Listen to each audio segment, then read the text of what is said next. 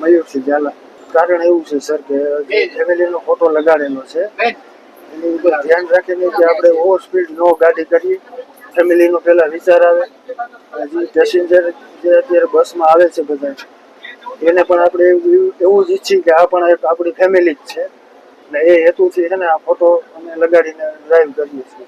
અત્યારે આ અકસ્માત જે અત્યારે થાય છે બધા એટલે એ હેતુ એ ઉપરથી એમ એવો વિચાર આવ્યો કે આ વસ્તુ એક કરવી જોઈએ, જેથી બીજા ડ્રાઈવરને આ વસ્તુમાં શીખ મળે એમ કે આ વસ્તુ કરીએ તો વધારે સારું રહે. મારે એક દીકરો છે, એક દીકરી છે. એમ માનો ને કે લગભગ 24 કલાકમાંથી 16 કલાક તો હું દૂર જ રહું છું જઈ લઉં. બીજા શું કહેશો કે આ વસ્તુ કરવી જોઈએ કે તમે ડ્રાઈવ કરો ત્યારે ફેમિલીનો ફોટો સાથે રાખો. ડ્રાઈવ કરો એટલે ઓવર સ્પીડ ન થાય, ઓવરટેક કરવામાં ધ્યાન રાખો, બીજાની સલામતી રહે. આપણે ખાસ કરીને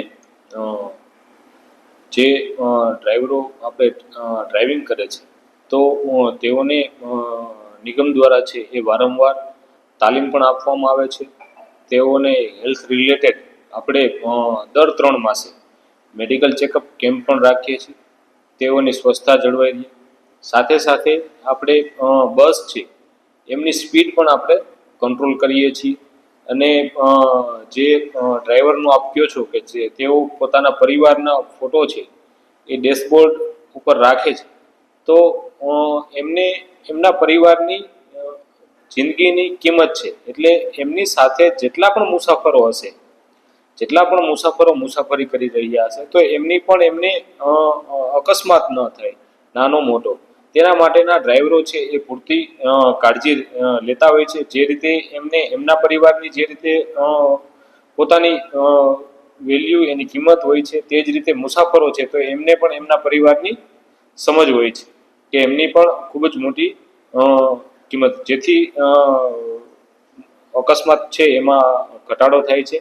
અને હાલ નિગમના ખૂબ જ નહિમત અકસ્માતો છે એ થવા પામે છે, જેથી આપણે ખૂબ જ સારી એવી મુસાફરોને છે એ સગવડતા આપી શક્યા છીએ. જે આપણે અકસ્માતમાં ઘટાડો થાય તેના માટે રોડ સેફ્ટીના જે રૂલ્સ છે, જે આપણે વખતો વખત એમના જે કોઈ ચેન્જીસ થતા હોય તો એમની જાણકારી આપવામાં આવે છે.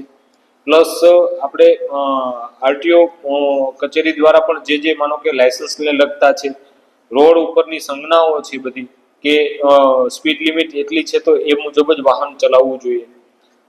આ જ્યારે આપણે વાહન ચલાવીએ છીએ ત્યારે મોબાઈલ ફોનનો ઉપયોગ ન કરવો જોઈએ. આ તમામ પ્રકારની તાલીમની અંદર ડ્રાઈવરોને છે એ સૂચનાઓ આપવામાં આવે છે.